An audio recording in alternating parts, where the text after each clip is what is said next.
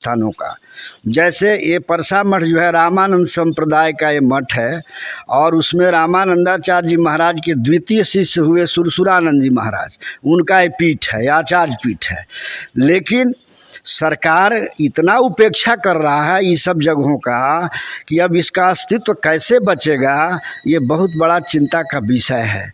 और धर्म के विद्यालय से लेकर के पुस्तकालय से लेकर, अभी आपने कहा मेरे पास जगह की कमी नहीं है, पुस्तकालय बने, मैं देने के लिए तैयार हूँ, लेकिन करने वाले लोग नहीं हैं। और साधन जो कुछ रहा मठ मंदिरों का वो सीमित हो गया, जिम्मेदारी चली गई, कुछ जमीन जायदाद था उस पर भी केस मुकदमा सीलिंग वगैरह। प्रतिनिधि हमारे जो पूर्व विधायक हैं धूमल सिंह, ये हमेशा हर एक कार्य जो धार्मिक कार्य होता है उसमें ये भाग लेते हैं और सहयोग भी करते हैं।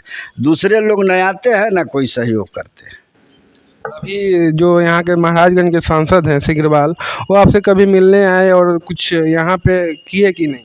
सिग्रीवाल जी जो प्रथम बार इलेक्शन लड़े थे उस दिन जो है सो आए हुए थे यहाँ मठ पर, उनको आशीर्वाद भी मिला, माल्यार्पण भी हुआ। उसके बाद इस मठ में फिर कभी दिखाई नहीं दिए। दूसरा बार जीते तो फिर अभी हम सारण जिले के एकमा के परसागढ़ मठ पे हैं और ये राहुल संकीर्तन की कर्म भूमि रही है परसा मठ। और यहाँ पे आप देख सकते हैं कि जो नया मंदिर का जीर्णोद्धार का कार्य चल रहा है और ये सब पुराना इधर है वो भी बनेगा। महाराज जी से बात हुआ तो ये सब नया बना हुआ है और ये राहुल संकीर्तन की कर्म भूमि रही है। और जो सारण के एमएलसी हैं वो युवाओं से अपील किए कुछ दिन पहले कि सारण के खासकर सारण के युवाओं को राहुल संकीर्तन की बारे में पढ़ना और जानना चाहिए। लेकिन हम उनके कर्म भूमि पे हैं और यहाँ पे उनको आकर ऐसा कुछ यहाँ पे काम करना चाहिए जिससे लोग आए तो उनको पता चले कि हाँ राहुल संकीर्तन क्या थे और इनकी जीवन यात्रा परसागढ़ मठ से शुरू हुआ और यहाँ से वो क्यों गए, यहाँ के उनके नाम पे पुस्तकालय वगैरह का निर्माण करना चाहिए। लेकिन जो भी लोग हैं सारण के जो सांसद हैं या एमएलसी हैं उनसे हम कहना चाहते हैं कि आप लोग यहाँ पे आए तो कुछ काम कीजिए। केवल आप लोग भाषण दे देते हैं युवाओं और कॉलेजों में, उससे नहीं होगा। राहुल संकीर्तन के बारे में अगर आप युवाओं को उनके बारे में पढ़ाना और उनको बारे में बताना चाहते हैं तो उसके लिए आप लोगों को काम करने की ज़रूरत है। परसागढ़ मठ के बाहर जो वहाँ पे गेट बनना है राहुल संकीर्तन, वो गेट टूट चुका है लेकिन उस पर आप लोगों को ध्यान नहीं है। और अभी हमारे साथ इस मठ के मठाधीश हैं और उनसे बात करते हैं कि अभी बिहार की जो सरकार है वो सनातन के प्रति क्या है। अभी कुछ दिन पहले गांधी मैदान में यहाँ जगत गुरु रामभद्राचार्य जी आए थे, वो बोले कि हमको गांधी मैदान पटना में इजाज़त नहीं मिला ये प्रवचन करने का। उस सभी विषय पर हम बात करेंगे। महाराज जी, ये अभी जो बिहार सरकार की ये साधु संतों के प्रति जो रवैया है, जो उनके प्रति है कि वो लोग गांधी मैदान में आदेश ही वो नहीं देते हैं कि हाँ यहाँ पे कुछ सनातन के प्रति थी जो भी कुछ होता है, प्रवचन होता है या कथा होता है, कुछ भी उसके लिए इजाज़त नहीं मिलता है। इस पर आप क्या कहेंगे?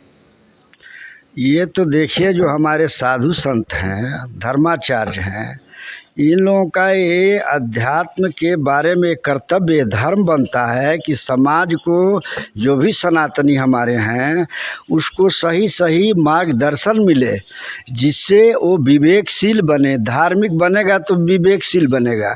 धार्मिक कब बनेगा कि अब उसको धर्माचार्य के द्वारा उपदेश मिले, धार्मिक प्रवृत्ति बने। ये सनातन क्या है, हमारे जो संत महात्मा हुए हैं, महापुरुष, बड़े बड़े तपस्वी हुए, उन्होंने तपस्या के बल पर इस सब संस्थानों का जो है सो निर्माण किया, धार्मिक संस्थानों का।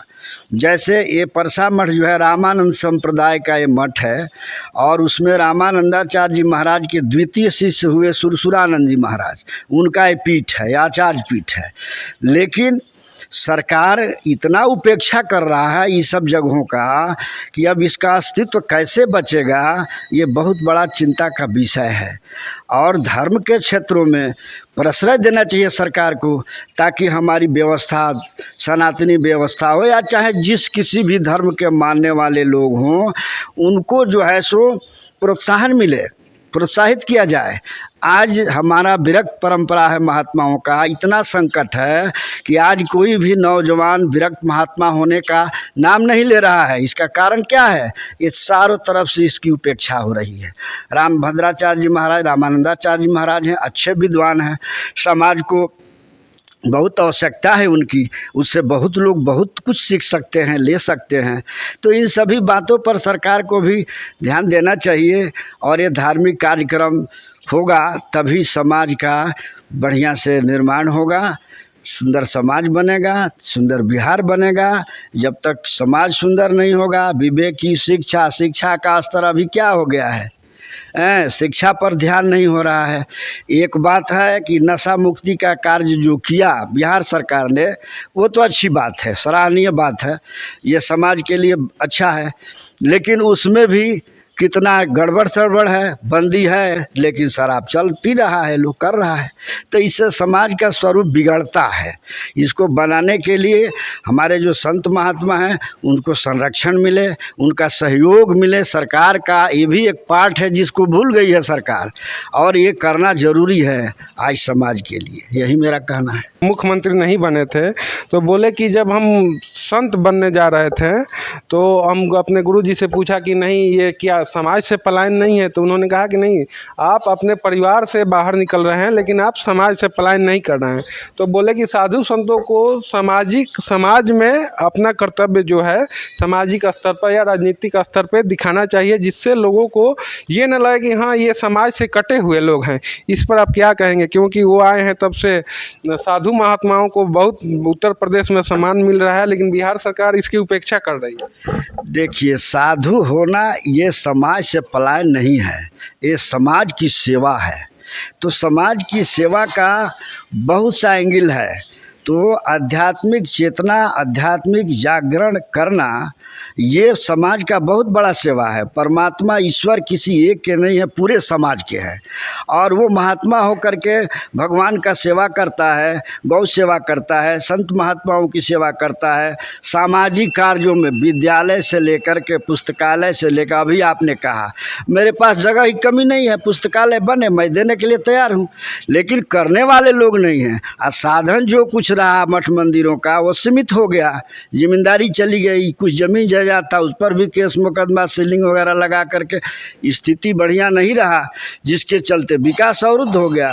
सरकार का महत्वपूर्ण पार्ट अध्यात्म है, लेकिन इसको जो है सो समझ करना चाहिए, इस पर ज़रूर जो है सो काम करना चाहिए। जो भी जनप्रतिनिधि हैं ये सब हैं, यही सब बात है।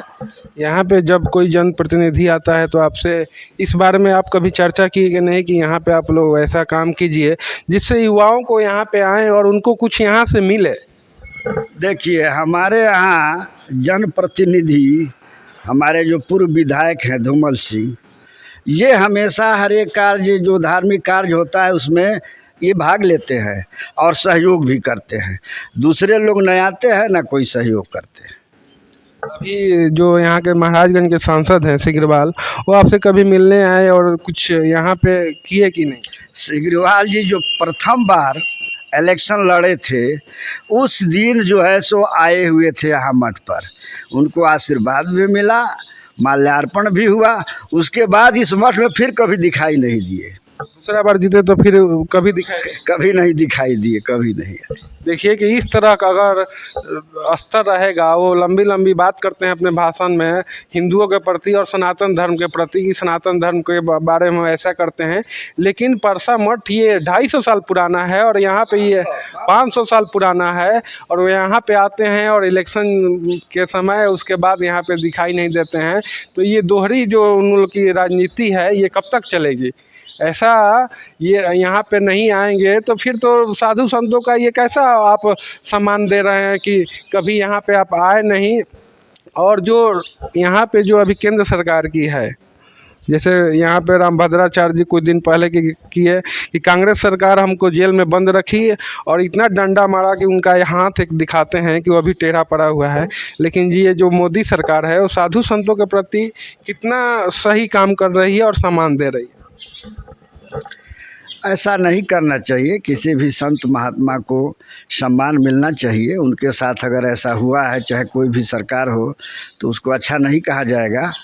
और ये लोग भी हैं, ठीक हैं, अभी तो चल रहा है कुछ ठीक, लेकिन ये सब बहुत सा निर्भर करता है प्रांतों पर। सेंट्रल पार्लियामेंट एक अलग बात है, लेकिन ये सब विकास का काम और सब जो है ये व्यवस्था करना, ये तो प्रोविंस का काम है। तो इस पर ध्यान देना चाहिए, सब जो हमारी जनप्रतिनिधि हैं करना चाहिए, तभी सबका सुरक्षा हो सकता है। और यही हमारे साथ परसागढ़ मठ के मठाधीश जी, आपका नाम? महंत कमल नारायण दास जी। महंत कमल नारायण दास जी हमारे साथ थे और ये बोले कि बिहार सरकार की उदासीनता के चलते जो मठ और साधु संतों का जो सम्मान है वो नहीं मिल रहा है, इसलिए यहाँ पे विकास जो है अवरुद्ध हो रहा है। अगर बिहार सरकार चाहती तो अपना सहयोग देकर और यहाँ जो काम चल रहा है उसमें गति मिलता और साधु संतों के प्रति जो अंदर से जो उनका भी मनोबल बढ़ता और सनातन के प्रति एक विस्तार भी होता। लेकिन बिहार सरकार बहुत उदासीन है। और इस विषय पर आप लोगों की कोई टिप्पणी हो तो कमेंट में ज़रूर बताएं और पेज को फॉलो करें।